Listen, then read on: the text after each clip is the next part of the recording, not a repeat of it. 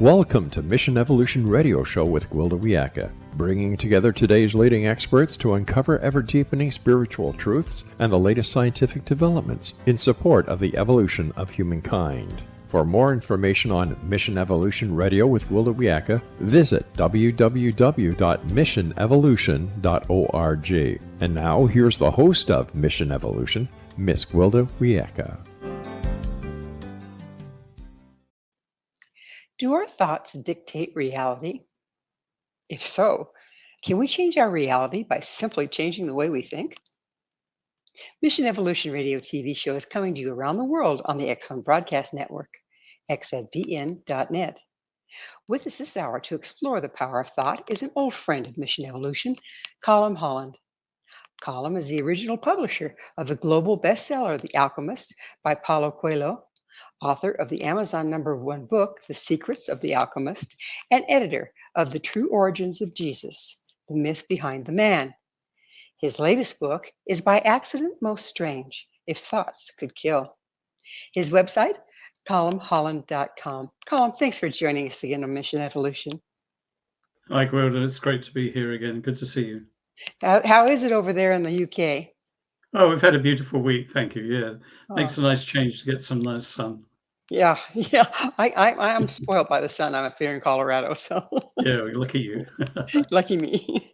So how did you become interested in the power of thought? It was something that I read by Professor Carl Jung, actually. And it's a quote that you don't see stated very often when people refer to Carl Jung. I'll just quickly read it to. It's only one sentence long. It's in Memories, Dreams, Reflections, which is a sort of autobiography by him, where he says, everything in the unconscious seeks outward manifestation. And the persona also desires to evolve out of its unconscious conditions and to experience itself as a whole.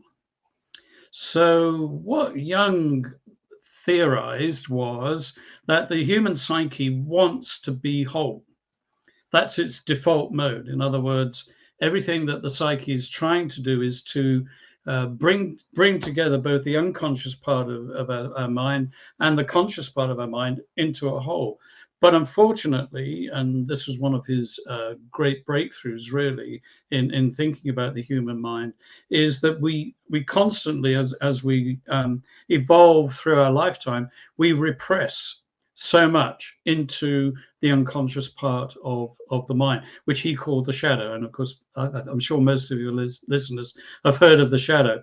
But what he also said was that the unconscious wants to manifest those thoughts, those feelings, those conditions that exist within the unconscious part of the mind.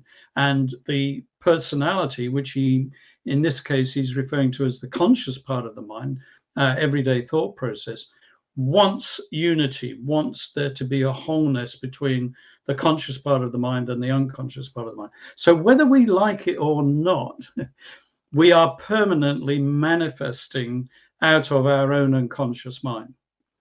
With or without our effort, that's going to happen. That's kind of scary. Yeah. Isn't a lot of what's in the unconscious our damage and our defense mechanisms? Yes. Well, we have to sort of squirrel things away. So trauma, pain, quite often, child abuse in childhood that we've received.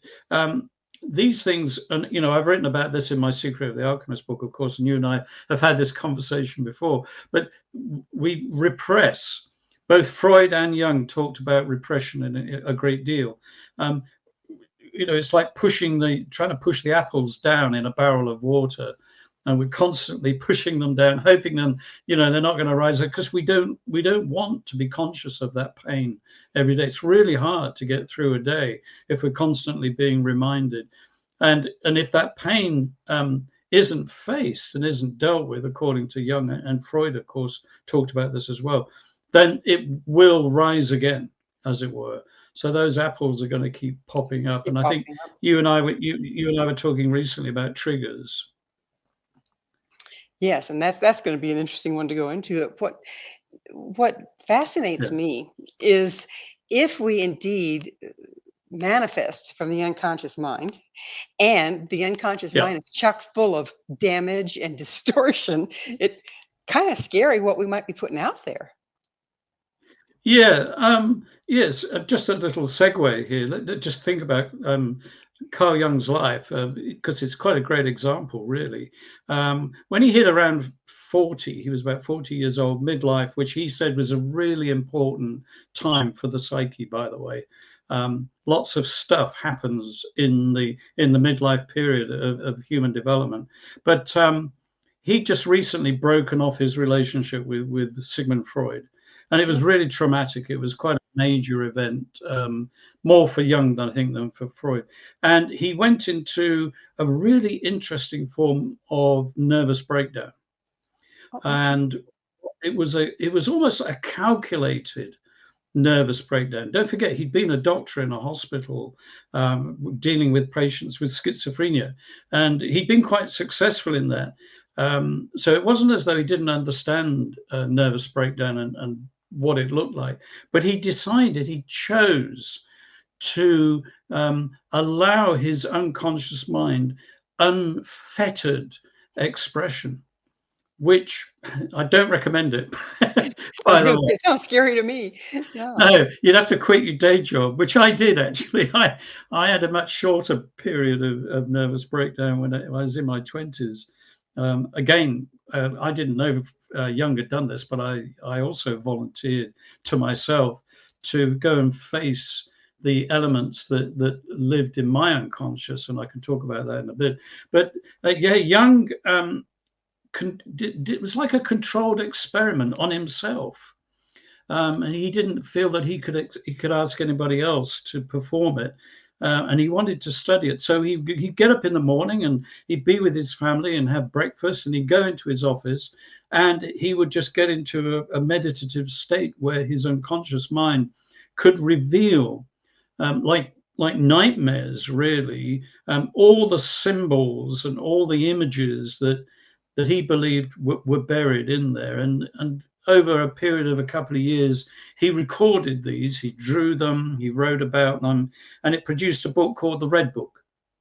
And for anybody who's interested in the contents of Carl Jung's unconscious mind, and if they want to compare it to their own, then the Red Book is a great read. You can get most of it online. You don't have to buy. It's a huge volume, by the way. But yeah, so off the back of that, he was able to develop this whole notion that he had, that we've got two elements to our unconscious mind. We've got those things that we repress, the traumas and the dark things that we regard as dark, and the things we regard of no real value to our everyday life.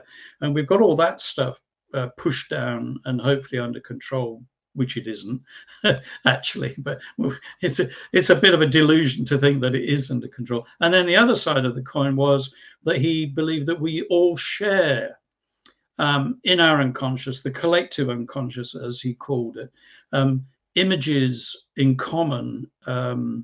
And when he was working with his patients later in life, when they thought that he was trying to help them with their issues, he was actually conducting experiments on them, totally ethically, of course, or not, as the case may be. But he was wanting to see if they would manifest out of their unconscious anything that might produce similar images to the sorts of things that he would. Because Jung also had a huge theory about mythology. He believed that mythology was the result of the content, the manifestation of the contents of the unconscious mind in an unconscious way. So when somebody wrote a story like Ulysses, or any of the Greek myths, and even Paulo Coelho with the Alchemist, what they're doing there is they are sort of the images of their unconscious mind are spilling out into the conscious mind in the form of story in mythology. Well, I find this particularly interesting because you think of the science fiction writers. When I was in Yeah. college, I devoured science fiction rather than read my texts, of course. But now I can look out around me, and three-fourths of what Asimov wrote about has manifested. Yeah. From Interesting, AT isn't it? to, yeah, it's interesting. So, by what you're saying, am I correct in Hmm. assuming that writing those science fiction was actually delving into the collective unconscious whereby we were manifesting? Yes, yes. And of course, that's at the, I would call that, that's at the big end, where we can actually now see the inventions. But then we should also think about the little, almost the little end. And what I mean by that is at an individual level, to go back to your first question, really. So, are we constantly manifesting the contents of our unconscious mind in our everyday lives, in the way we think, in both positively and negatively, of course? Are we manifesting the quality of life as a result of that? Is that coming out of our unconscious mind? Well, Jung would say yes. And I think I would agree with him on that, that most of us live lives that have a color, I call it like a color to how we see the world. We might see the world through extremely pessimistic eyes, or we may see the world through delusional, optimistic eyes, as Well, well. it is time for us to take a station break. And on the other side, we'll get into those eyes. Column and I will return very shortly. So don't go away. This is Mission Evolution, www.missionevolution.org. Do you know what you're thinking? With us this hour discussing the power of thought is Colm Holland. Colm is the author of By Accident Most Strange, If Thoughts Could Kill. Colm, when we're manifesting, and a lot of it apparently we can manifest from the conscious mind, right, as well as the Yeah. unconscious. Okay, Yes. but when we're managing from the unconscious, if we're unconscious of it, we haven't processed it, we haven't matured it, haven't matured through it. There's a lot of flotsam in there in the unconscious. Yeah. So is that what our world is mostly made of? Is everybody's unconscious flotsam? Um, yeah, yes, yes and no. Um, Probably Carl Jung's most famous quote, the one that most people can probably quote you, is when he said, "Unless you make the unconscious mind conscious, then it will control you, and you will call it fate." Oh, isn't that fascinating? Yeah. So Yeah. let's Okay. just unwrap that for a second. So when he talks about fate, um, the meaning that he's bringing to it, and I think is most common really, is that stuff happens to us outside of our control. Yeah. So we get involved in a relationship, the relationship goes sour, we feel that we had no control over that relationship, and we say, well, that was fate, that was how it was meant to be, and there was nothing I can do about it. He proposed that there are other ways of looking at that, and that is that we are consistently making unconscious decisions based on bits of information which may be relevant or may not be relevant. And even when we make those decisions, at times we do feel that we're not really in control of the decisions we make. So we sort of fall into things. We make decisions by default rather than by design. And then we sort of step back once we're in the thick of it, as it were, and we go, well, if only I'd been more aware of why I was making those decisions, why I got myself into this situation. But I just felt I was, under some kind of compulsion. I just sort of had to do it. My feelings and emotions drove me forward. And then, of course, the ultimate sort of crisis point that can lead to is a form of psychosis. For those not too sure what psychosis. So psychosis is when the mind really starts to lose a grip on reality. Well, When we're not. that's kind of a difficult thing, because if we create reality but we lose grip on reality, Yeah. help me out there. How does that happen? Yeah. So they usually psychosis is normally the result of some kind of trauma. It can be triggered by a trauma in real time now. So a terrible accident, a really difficult grief situation, loss of a job. It can be a breakup of a relationship. All manner of things can trigger a psychosis. But when somebody is in psychosis or in a psychotic state, they completely to everybody else around them and from the outside, it's obvious that they're not in touch with the reality. But to them, that is their new reality.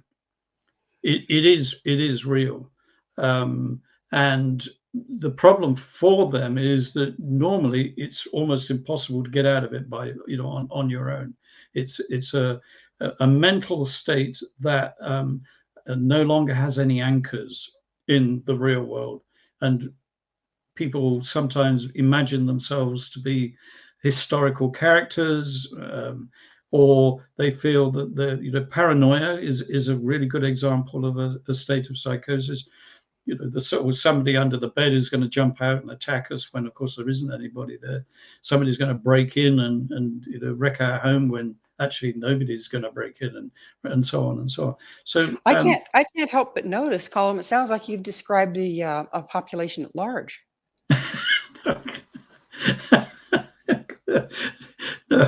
Let's be more generous than that. Let's not confuse psychosis with delusion. So that I would agree with you, and I would actually say we are all deluded in some way, and I don't mean that in a disparaging way.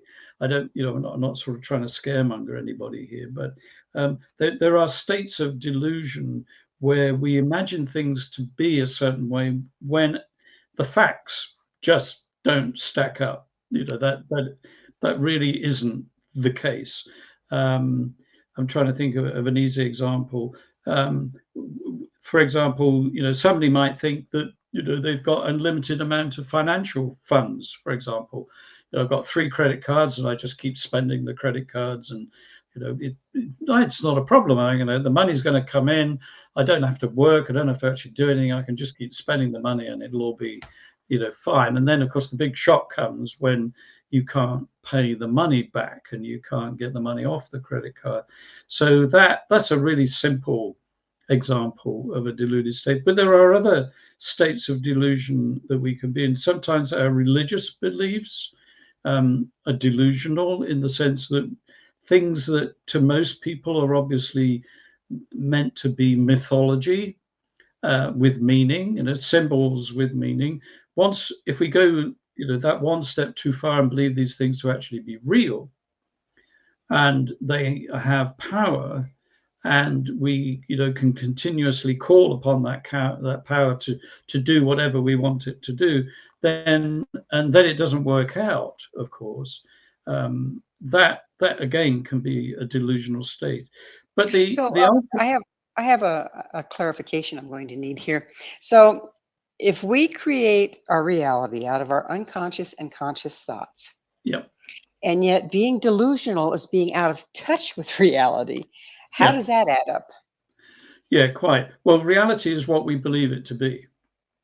And that was something Jung was really clear on. So we create our own reality, for sure. And there are the psyche has numerous checks and balances. Some people say, "Oh, I'm really skeptical." People say this, I should believe this, or I should think that, or this is true, or that, but I'm really skeptical. I'm not sure about that. That's one of the checks and balances that's already built into the psyche, and it's really important. We should listen to our skepticism all the time. I still do. I believe lots of things to be true. I believe, for example, in the power of unconditional love. But even when I believe in the power of unconditional love, which we can talk about as we go on, I'm still skeptical about when it should be applied or when it should not be applied. Maybe tough love needs to be applied in certain circumstances. But to go back to manifestation of thoughts, the key is that we are constantly manifesting a reality of some description. Now, Jung's whole point was that if we can be the more conscious we can be of our thoughts, the more in touch we can be with what is real compared to what we believe might be real, then that will lead to a greater wholeness of life. And that for the masses as well as the individual, I would take it. For both, yes. Yeah. Okay. He Jung, of course, lived at the dawn of the Second World War in Switzerland when Nazi Germany was coming to power, and he was watching the German society and the German culture, and was even predicting the way it was going. He had no idea of where it would end up, but he was pretty accurate on it. And he sort of said, well, there's nothing we can do about it because this is a form of mass delusion. And I'm sure you can think of other countries right now where there are certain instances of mass delusion happening. Well, would that be like a cult mentality, say, for instance? You get a whole bunch of people together and they agree on a reality, and then it kind of seems to manifest around them. Yes. But it's reality, actually? Yeah, well, it's the reality that they've created, but it's localized. It only belongs to that group. When you think that we've got 3 trillion people on the planet right now, there's going to be lots of realities out there, and we all adhere to some form of belief and mythology. Some is helpful and some isn't. So Jung's not saying that we can escape mild states of delusion. We're all going to be in them. What the trick, according to him, was to be aware of it. If you can be aware of your thoughts, when they're erroneous and not helpful, when they're good and when they're positive, and engage them to work in our favor, that's part of the secret of individuation, as he called it, or wholeness. And he also said something really interesting, which a lot of people don't, have criticized me for saying this, but Jung said, up until about the age of 40, you're just learning. You're just figuring stuff out. You're just collecting information. And one of the problems with midlife, and the reason that many people experience what we call a midlife crisis, is that you've sort of collected enough to have to make an existential decision. What is my life? What is my importance to myself and to the world and to those around me? What is my purpose? Where am I going? So how we've dealt with unconscious thoughts and the mythology that we believe will be really significant at that point, and they will all come into question, he said, in middle age. Well, Colm and I will be right back to continue our discussion. You stay right there.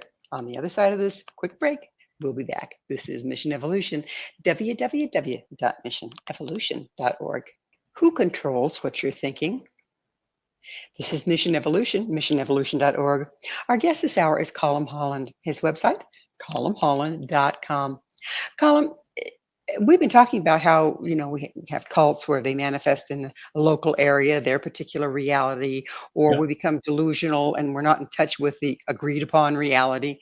But it's kind of hard to look at the media and this and that and not realize that it looks like somebody else is dictating what the masses think on a large level, and we're eating it up like there's no tomorrow. Is that actually changing what we're manifesting? Yes. In a way, I call that sort of proxy manifesting. In other words, we've relinquished the individual responsibility for what we manifest when we sort of hook ourselves on to whatever our crowd believes, whatever our crowd is doing, whatever our crowd says is important, what we should be doing. When we abandon our own individual questioning of that and just accept that as true and accept that as the way forward, then Carl Jung would say, then what you're really doing is you're by proxy, you're allowing somebody else to determine and dictate what you think and what you believe, and so on. That doesn't mean that you can't agree with other people at all, but the importance from Jung's point of view for wholeness is that we should be able to pick and choose carefully those things that we believe are real and important to us, not just because our friend down the road says it, or a group online says it, or some politician said this is the truth and you should believe this, otherwise we're all heading for disaster, as it were. But yes, and of course climate change is a great example of this, where you've got several camps who believe that it's a complete hoax and it's just a mythology that's made up, and others who are completely determined that we as a species are destroying the very planet that we live on. And how you as an individual, I'm not saying either is right or wrong, because there's only one person who can actually decide that, and that's you.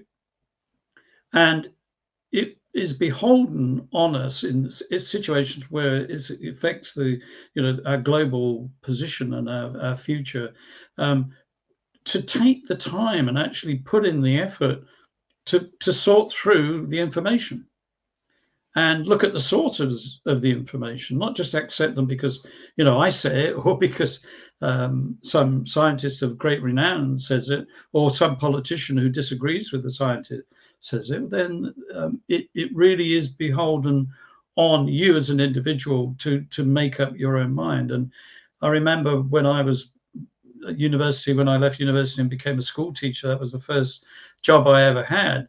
One of my great motivations, I remember, would be get a class of kids and I'd say, you need to be making up your own mind on what you believe and what you do and how you behave, and that's how you grow up. That's how you become a responsible adult, and that's still true whether we're 14 or 64. So when we're looking at and fact checking for ourselves and looking at, say, the environment or the global warming or this sort of thing, it seems like there's a really delicate dance to do here. One is, if you're thinking positive, have hopeful thoughts, hopefully that's what you're manifesting. But when does that become delusional and denial? How can you tell where you're at in that continuum? I think we have to go back to our own individual thoughts then at that point.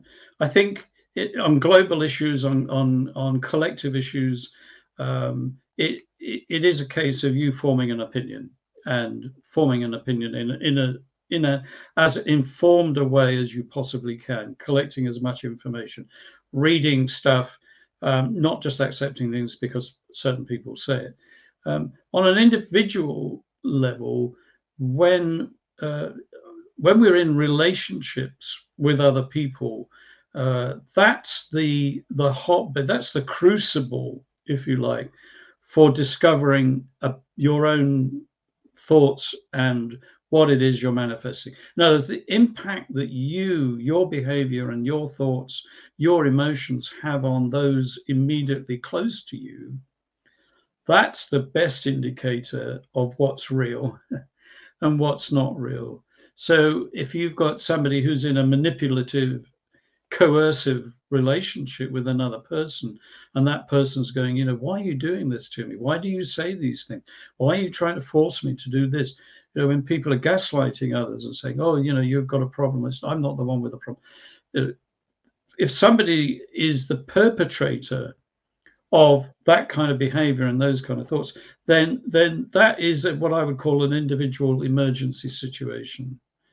And so many marriage breakups, relationship breakups, the courts are full of people being taken into custody all over the world, really, where the level and the manifestation of the behavior just is downright abusive.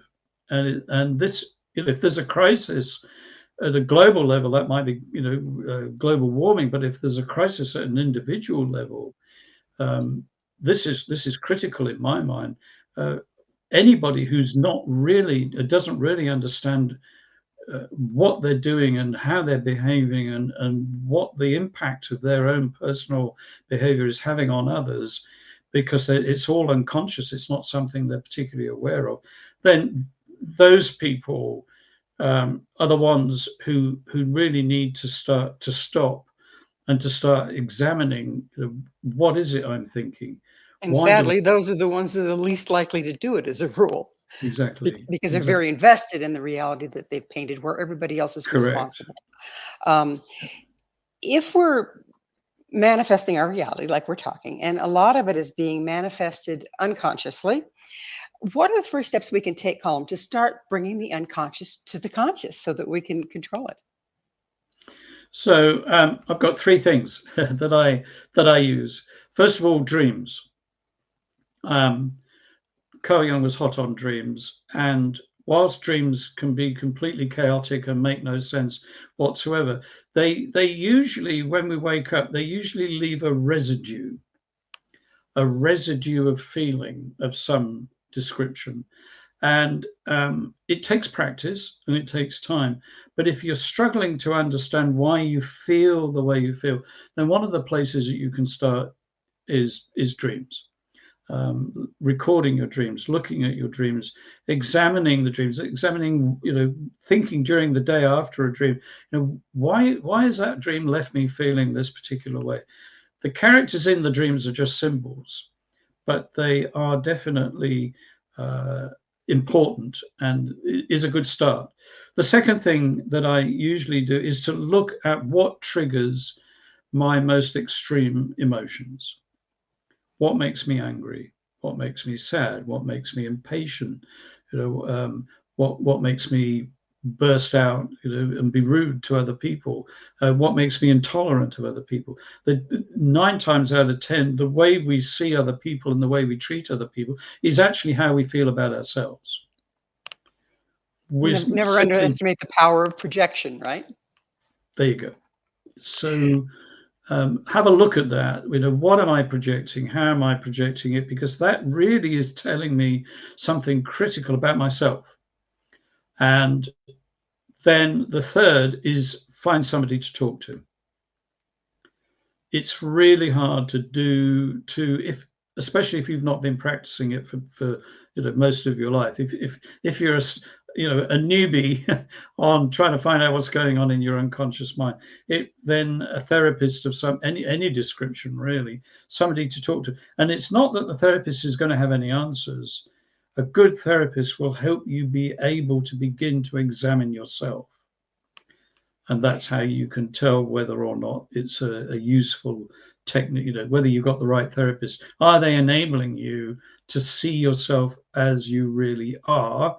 But you're the one that's got to see it. There's no replacing insight on yourself, is there? Exactly. As you're speaking of this, it brings to mind just about every indigenous culture on the planet had, for their medicine people, had really severe initiations whereby they shattered their belief systems, they shattered their reality. And then that left a clean slate so that they could be available for new information to come through them. Yeah. Is this part of what you're talking about? And how can we apply that today? Yeah. I've been through in younger years, in my 20s and early 30s, many moons ago now. I went through some of those personally. A general catch-all phrase for that is sort of death of the ego, because our personality or our ego is a construct. It's something that we build through our life to be able to face other people, and the way we present ourselves and the things we say and the things that we do. That is a construct. We build that. And there comes a point very often, again in middle age, when it no longer serves purpose that we've created it for. And so there's this great hollowness suddenly begins to appear. And one of the ways through that, and that can be a time when we're getting triggered all over the place. So I didn't used to be an angry person, but I don't know what's happened. Now I'm suddenly losing my temper.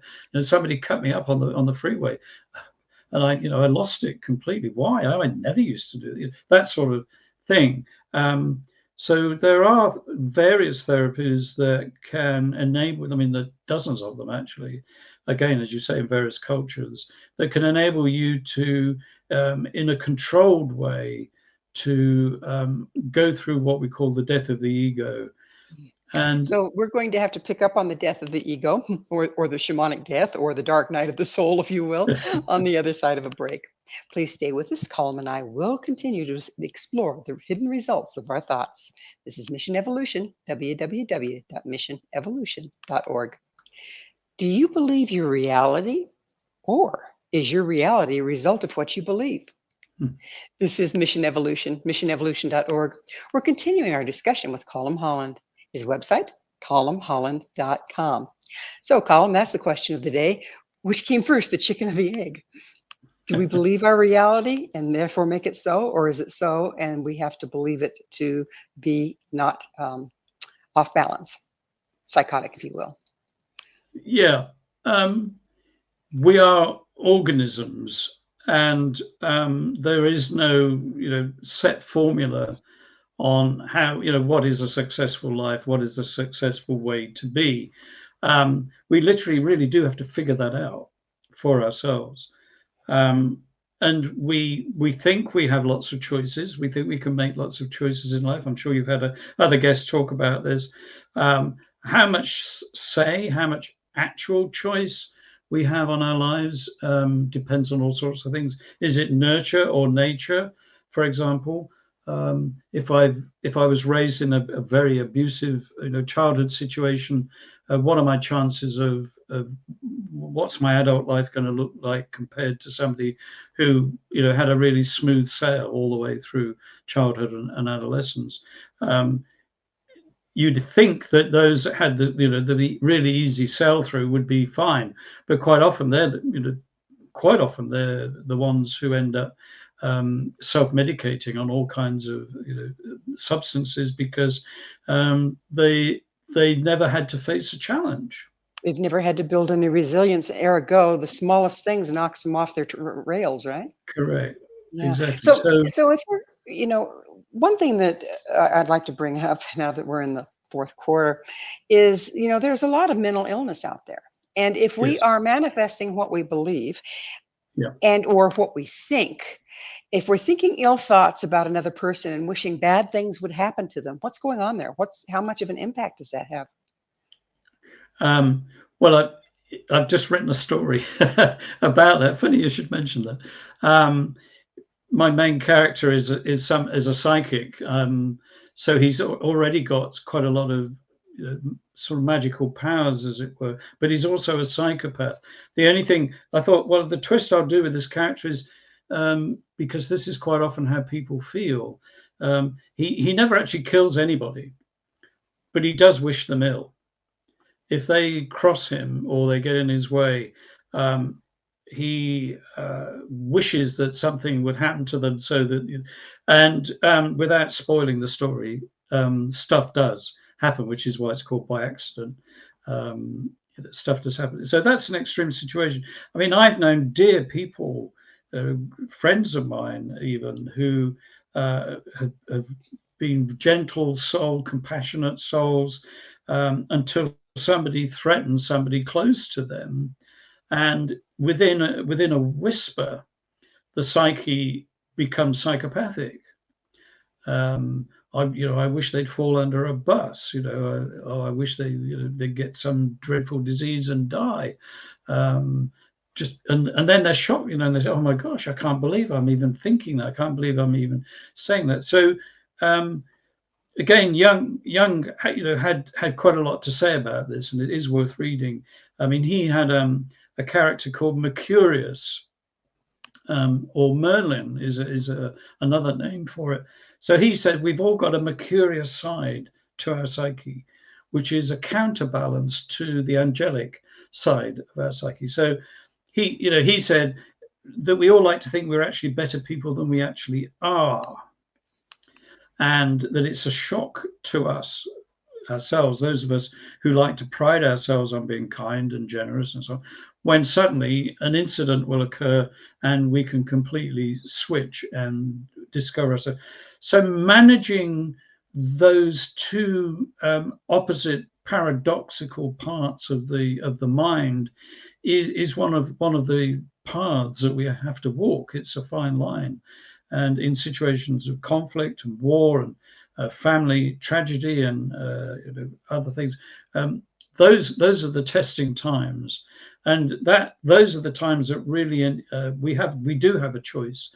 At that point, we can work towards finding. We can't make those negative, dangerous, destructive thoughts go away. Not in my experience. But So how can we can't make them go away, but how can we prevent them from going out in the world and manifesting? Yeah, so this is my pet theory. So you can attribute this to me. I actually believe that deep within the psyche there is an overwhelming power that we can call on. We can, if we can find it, and I've spent most of my lifetime trying to find it and nurture it, and that is the power of unconditional love. And applying that power, and that's one of the things I love about Paulo Coelho's The Alchemist as well. When he talks to the hand, Santiago talks to the hand that wrote all and discovers that the what he thought was love belonged to God and God alone. What he discovered was that he had that same power in himself. So what I teach people who come to me asking for help quite often is let's help you find that power of unconditional love within yourself, because if you can find that and apply it to yourself, apply it to those parts of yourself that you despise and that you struggle with, those negative side, the mercurius, the Merlin side of your personality. If you can do that, then you will find that there is the power to find the balance and to get into control of that. So I'm not saying it's easy, but it is possible in my experience. Yes. Well, it's that magic moment. I get to ask you, COLM, what's your mission? My main mission is to help people understand that they are loved for who they are rather than what they can do. Once you believe that you are loved unconditionally for who you are, then you find that what you do comes out of that motivation rather than trying to seek approval. And I think that's one of the biggest challenges that most of us face.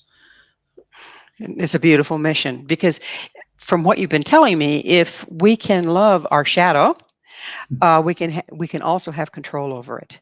It's Correct. not something we have to hide from. We can see it and have control over it. That's it. But it's quite a job, isn't it?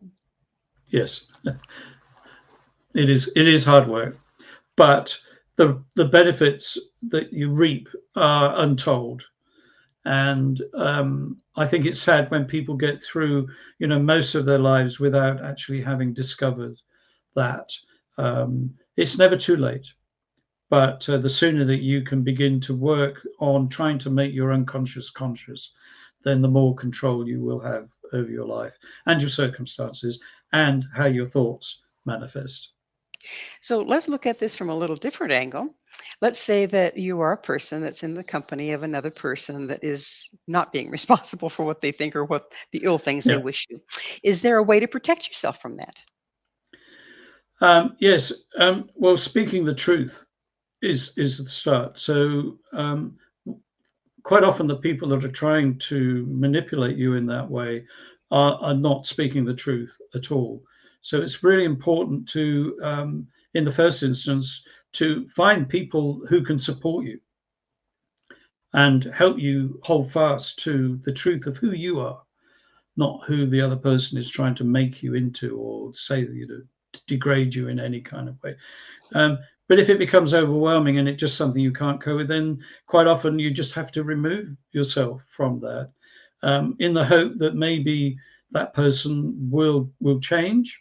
Sometimes they do, but quite often they don't either. And so sometimes it's the hardest choice that most people ever have to make, is to say, well, I'm going to remove myself from this situation, which is sad.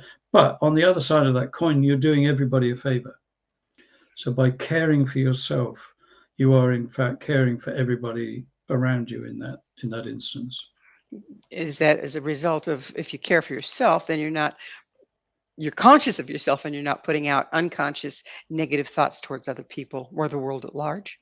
Yes, and you're not being a victim as well, which is probably the most important bit.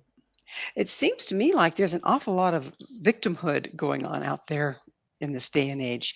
It seems few people want to take responsibility for what their experience is. And yet, from what we've been saying this past hour, it is our responsibility what our experience is, because we're manifesting our thoughts. Yes. How would a person, and we're about out of time here, but how would a person engage that through the dream work and everything you were talking about? Yes. The most effective way is to find somebody who can help you out of that situation. It's if you're deep in victimhood, it's really hard to do it on your own. So finding a support group, finding individual or others who understand what it is you're dealing with and what you're trying to get out of, that's critical in my experience. And it is possible. It starts with accepting that yes, you are a victim. You have been a victim, but you don't have to remain a victim. By engaging unconditional love, that victim can become a conqueror. I love that. Well, it is that magic moment. Unfortunately, we are out of time. Colin, thank you so much for joining us once Thank you, again Rhoda. and sharing your knowledge. Our guest this hour has been Colin Holland, the author of The Secret of the Alchemist and By Accident Most Strange, If Thoughts Could Kill. To find out more about Colin, where you can find his books and all he has to offer, visit his website, colmholland.com. This has been Mission Evolution with Gwilda Wiyaka. For more information or to enjoy past archived episodes, visit www.missionevolution.org.